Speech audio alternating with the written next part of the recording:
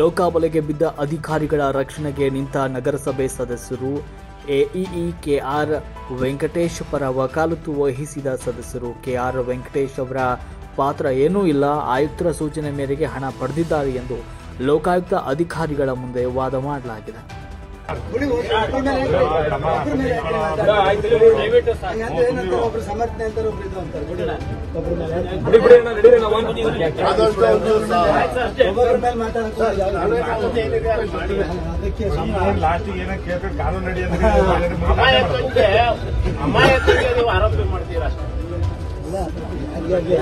ಆರೋಪಿಗಳೆಲ್ಲ ಇದರಲ್ಲಿ ಅಮಾಯಕರಿಗೆ ಮಾತಾಡ್ಕೊಂಡು ಮಾಡಕ್ ಹೇಳ್ಬಿಡಿ. ತಮ್ಮ ಒಂದು ಸಲಹೆನ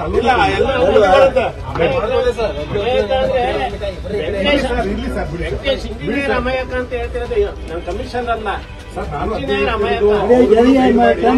ಇಂಜಿನಿಯರ್ ಒಬ್ರು ಮಾತಾಡ್ತಾರೆ.